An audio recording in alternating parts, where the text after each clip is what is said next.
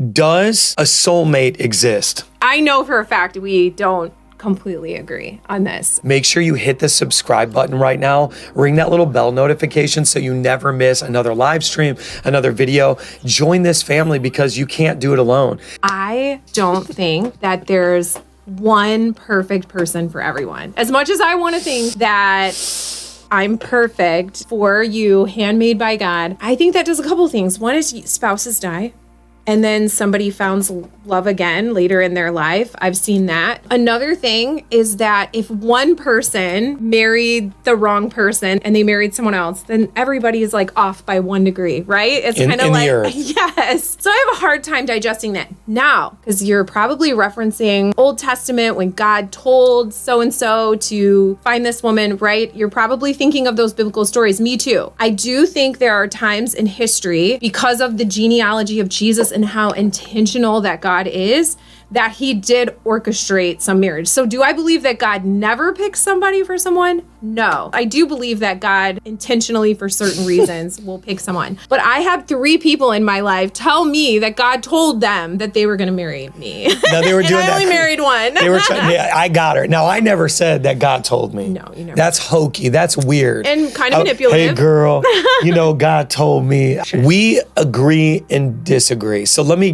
give my answer. Her answer was amazing, by the way. And I love to see what you think in the comments, but I believe there's good, better, best. I do believe that God does have a best for us. Why? Because he hand selected Eve, made Eve out of Adam. So the origin of relationship was God being super intentional. It was not random. But I also think that God can take a decision that we made and he can actually upgrade it because he honors covenant, he honors commitment, and he honors consistency. Covenant, commitment, consistency. And so maybe you did make a good choice, but it wasn't the best for your life. Right. I believe God can turn it into the best because God will turn all things around. Let me put it like this. The longer I stay committed, covenanted, and consistent with Julie, the more I feel that she's my soulmate. I can't see it any other way. Knowing our ministry, knowing our children, our family, our life, it feels like soulmate. Yeah, and I believe that some people do make decisions out of desperation. Some people make decisions out of sin. I've seen people who God has put them together and they chose to divorce and then they make decisions and do other things. And my question would be, can God redeem? And I think that he can redeem our marriage when we were going through our stuff. How honest can we get? Get honest, because I'm trying to stir up a little controversy and everybody in the comments is fighting right now because they're like, I got Julie's back. Over it. I'm team Mike. I'm team Julie. Yeah, let's go there. Okay, let's get vulnerable. What we went through, we laugh about it. And the reason why we laugh about it, so nobody gets offended if you're walking through some of the things that we walk through right now.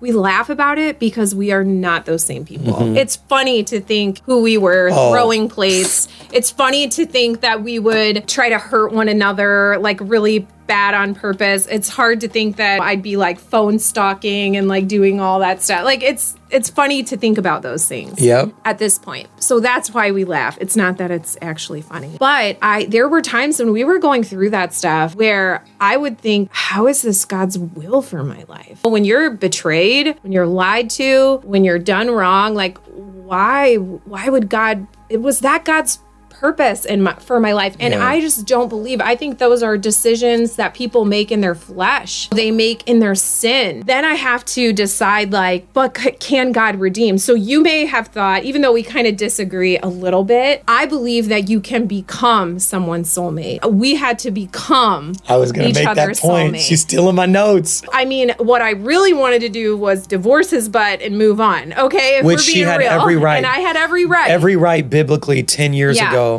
to do that. And I'm not saying everyone, especially if you're in a dangerous situation or, there's complex reasons, and don't email me about it. Okay. Like I understand. I get it. In my situation, what I wanted to do was turn the page and move on. But there was something in me that I felt like, man, God, but I see our future. I see what you're trying to do. Marriage is the metaphor for Jesus. Like Jesus is married to his church. So we marry imperfect people. And even though I didn't feel like what was done to me was God's will, I felt like Can he turn it around though? Yeah. Can he redeem? Can I become the soulmate of his dreams? And can you choose to want to be that? And so I think we kind of agree and disagree. But the point is that you may have married Mr. Wrong, or you might have married Mrs. Wrong, but can they become the right person? That's it. I believe in redemption wholeheartedly, like all in. I'm always going to try. And this is where we agree. This is where we agree. You can start off being imperfect for each other,